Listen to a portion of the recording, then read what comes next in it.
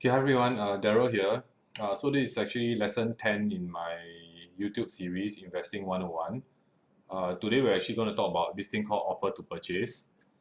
It's actually something which not many people actually know about, but if you as a buyer, you should know that you actually have this tool to communicate your offer to the seller.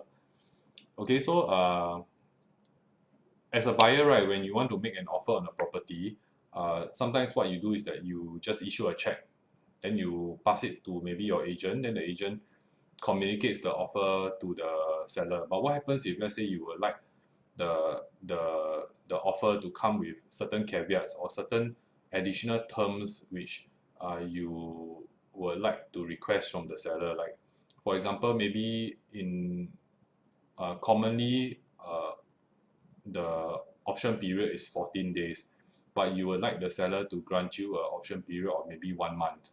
Okay, or maybe uh, you would like the seller to maybe um, for whatever reason leave behind a certain chandelier. Okay, so all these additional things, right, actually you need to communicate together with your offer. So your offer will come in the form of a check. The check has to be issued to the seller's name. Okay, so how you communicate the offer that you would like to make to the seller has to come in the form of an offer to purchase. So an offer to purchase is used when the buyer decides to make an offer on the property. So you actually convey the terms that you would like the seller to grant together with the price that you would like to offer.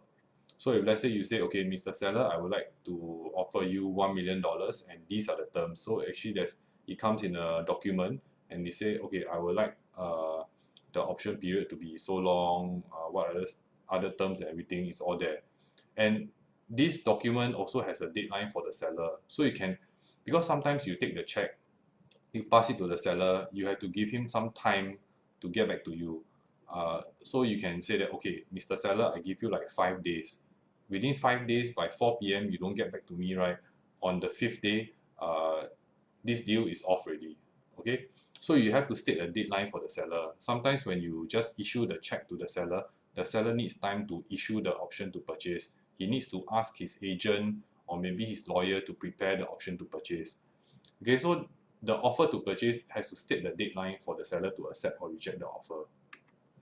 Okay, so what do you include inside the offer to purchase? You actually have to include the option period. That means how long am I giving, do you need to exercise the option? The completion period, when do you want to complete the sale and purchase of this property? uh, Vacant possession or with tenancy. That means, are you buying the house totally empty, or do you want the tenant that is inside sell you the tenancy as well? So, and any other clauses you would like to have in the option to purchase. Like I've previously mentioned, you may want to say, oh, there's a there's a no, I think chandelier is a bad example, but there was a very nice lamp. It's a movable item. Okay, so it is actually not a fixture in the house or not a fitting as well. So actually by right, the seller uh, can move it away.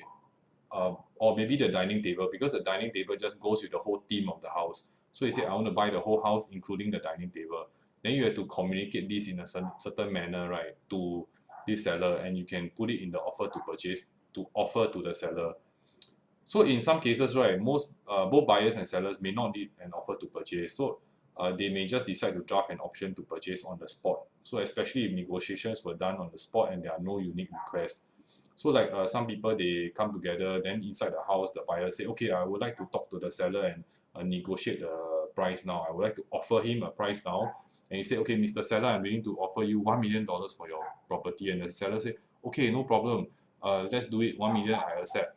Then they say, okay, so how long you need for option period and when you want completion, everything discussed already, right? Then no need for offer to purchase. Just straight away turn to the agent, or if you can call your lawyer, don't know whether your lawyer will come down or not, and draft the option to purchase on the spot. So then you skip the need to have an offer to purchase. Like let's say you as a buyer, maybe you go home, then that night you think already, right? Then tomorrow morning you call the agent, then you tell the agent, say I would like to offer on this property, so I give you the check for 1% for option fee, but then you say, oh, but I need to complete after Christmas or after 7 months. So these are unique requests, not say unique requests, but maybe the completion may be like 4 or 5 months instead of like maybe the usual period of like 10 weeks from exercise date. Then these are maybe certain slight unique requests, right? You can either initiate or write it on the back of the check to communicate your request, or by right you should put it in an offer to purchase. Okay, so that's all for today. Thanks for watching. See you at the next video.